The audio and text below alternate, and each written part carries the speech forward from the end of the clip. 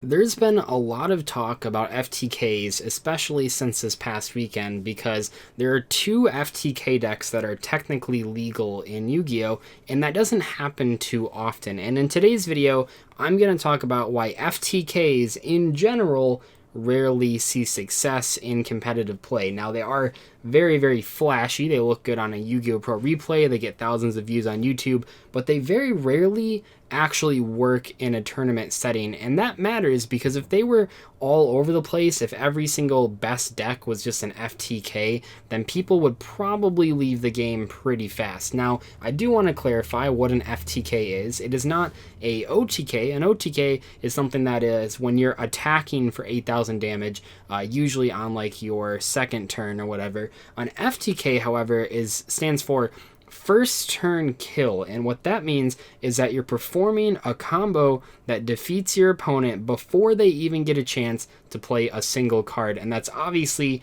very unhealthy for the game. I don't think there's any way to even argue that that's healthy. Even some of the worst formats, so quote-unquote worst formats, like Dragon Rulers or Spirals or Zodiacs, where you just have one dominant deck, at the very least, it actually lets you have some interaction, especially when you play a mirror match, but an FTK deck literally lets you play no cards. Now, why are these two decks now coming to popularity? Well, the Pendulum Edition one is probably the most viable one for reasons that I'll get to in this video, but all it requires you to do is summon the Nightingale card and then copy it twice with two Starving Venom, those cards. The Supreme King Starving Venom Dragon, I think is its name.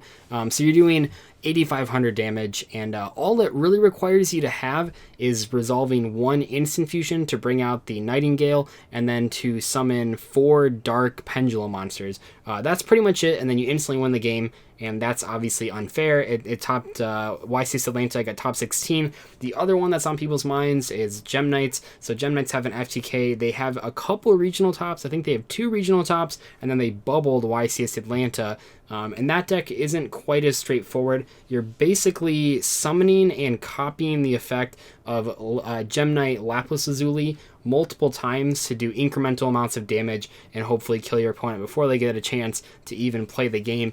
And both these decks are currently legal, like I said, so a lot of people are thinking about FTKs, but FTKs in general aren't very good. They don't really have any tournament success. There has been some loops. I mean, the biggest one I can think of is Frog FTK. That deck was incredible, and it was incredible for the same reason that the Pendulum FTK is incredible, and I'll get to that in a second. But other than that, the only like mainstream FTKs that I can remember were like Shadow Priestess of Ohm. That card was basically a better Cannon Soldier that saw play. I think it even won a YCS. Don't quote me on that. It definitely topped the YCS, but I'm pretty sure it won that YCS. I'm sure someone will correct me in the comment section below. So there's been FTKs that have had some success, although in the grand scheme of things, it's not a ton of like tops or wins, especially.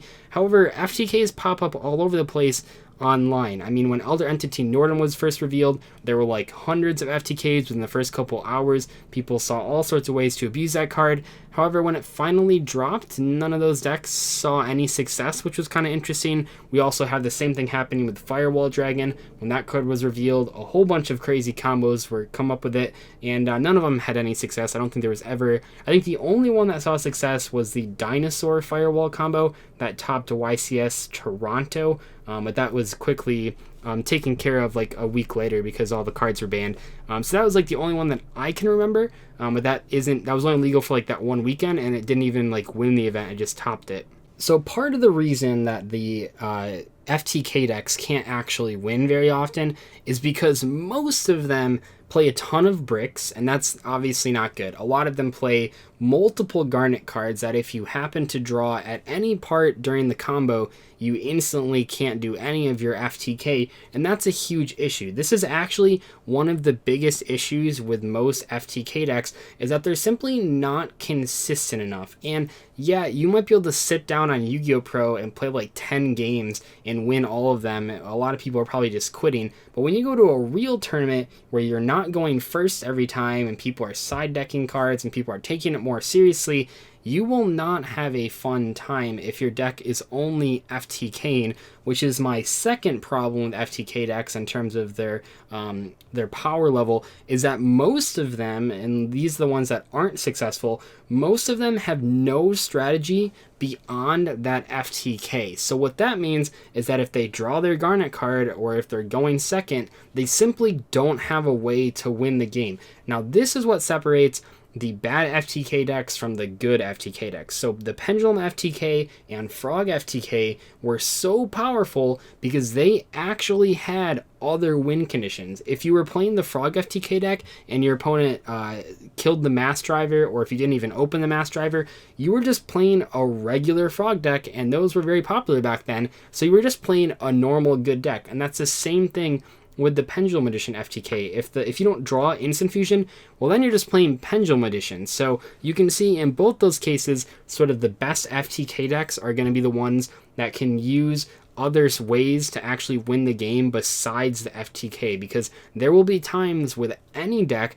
where your main strategy doesn't go off. And in the case of decks that only have one win condition, well then you're taking a whole bunch of losses that you might have been able to avoid if you played a different deck, or at the very least an FTK deck with an alternate win condition besides the FTK itself. But a lot of them do lose to hand traps, and I think right now this is probably the biggest problem with FTKs if you're looking to play one at an event.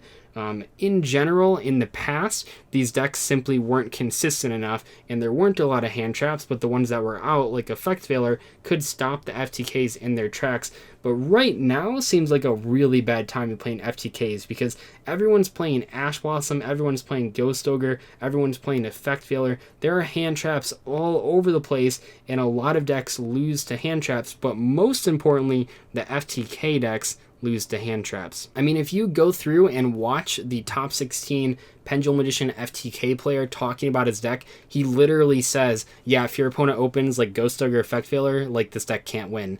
Or at least it can't win with the FTK, because as long as you Veiler or Ghost Ogre one of the Starving Venoms, then they can't actually kill you. It's impossible outside of normal means. And that's sort of the same thing with Gemlight FTK. That one is super susceptible to hand traps, not only on the actual Lapis Lazuli that's doing the damage, but also if you just like Ash Blossom or Rescue Rabbit, then they can't get their deck going and they're in a really rough spot. So I'd say Gemlight FTK, I wouldn't worry about it too much. You can even just side Artifact Lancia against that deck and completely prevent it from playing the game, which is not bad because they're trying to prevent you from playing the game. So don't feel bad about preventing them from playing the game, because their deck's dumb in the first place. So this is the reasons why FTK decks are not successful. They can't go second, they lose to hand traps, they're inconsistent, and they just don't have enough tools to top events. It's a really weird situation, because every time a card like Norden, every time a card like Firewall Dragon comes out, people say that this will be the era of FTKs. I've seen more FTK videos than actual discussion videos on those cards, and it's simply ridiculous. I understand why people do it. It gets a lot of views and it gets a lot of comments if you post a video showcasing an FTK with a new deck. And this actually is continuing to happen with Crystron Needle Fiber and the Aromage card, the Aromage Link 2. And we actually have Dandelion banned, so that FTK never affects us, and we actually had Tyrant Neptune banned a couple ban lists ago, so that the Nightingale FTK couldn't work, and yet somebody found a way to do it in Pendulum Editions. But I like Konami preemptively hitting these FTKs, not so much because I think they'll be like actual powerful decks, but mostly because then people won't complain about them. Then people won't say, oh, this game's stupid because there's all these FTKs in it. FTKs simply are not very successful. It's the same thing with like Chainburn and other alternate win condition decks, where yeah, they seem pretty unfair when they actually resolve, but the times that they actually work is so small compared to the times that they don't work. And I know that by making this video, I am opening myself up to literally hundreds of comments from people that play these decks saying, oh no, mine works all the time. I play online every day, I never lose a game. And that's great, but go to a real tournament and you'll see what I mean. There are plenty of decks in this game actually that work very well online, but when you transition to real life play, simply are not good enough. A perfect example of this, I hate to bring it up, but is Chaos Max Dragon. I don't think Chaos Max Dragon is a bad deck or a bad card if you're only playing online, because people will just quit when you summon it, and I think that you'll get a lot of free wins. In the same regard that I think most FTK decks are very good online, and they're pretty powerful. It's just when you go to a real tournament and you're playing against people that actually care about playing because they've invested both their time and money into going to that event, then they're not just going to quit. They're actually going to figure out a way to beat your deck. And probably one of the bigger issues is that if an FTK deck actually did somehow become the best deck, then everyone would just main Droll and Lockbirds and Ash Blossom and Effect Failure, and they would just main 100 hand traps, and then you would literally have no way of winning any games. But anyway, that's sort of my discussion on FTKs. I wouldn't worry about them too much, even with the Gem Knight FTK and the Pendulum Magician FTK running around right now. I think the majority of players are not going to play that type of deck, and I think those decks are just inherently more flawed than their regular counterparts. Although I guess in the case of Gem Knights, there is no regular counterpart, so I guess play the FTK in Gem Knights because you might as well. But as far as Pendulum Magicians go, it does make your deck more inconsistent and more susceptible to hand traps if you play the FTKs. So, I mean, play it if you want to, but I wouldn't be worried about those cards. You can easily beat them either just by going first or side decking the right hand traps. So anyway, hopefully you guys enjoyed this discussion video. Let me know what you think about FTKs. Which ones did I miss? I know I didn't talk about Life Equalizer at all. Those decks were never super successful. I mean, even when Monarchs had all the draw spells, there was like one Life Equalizer deck that topped an event, but that was pretty much it. And yeah, I'll see you guys later. Bye.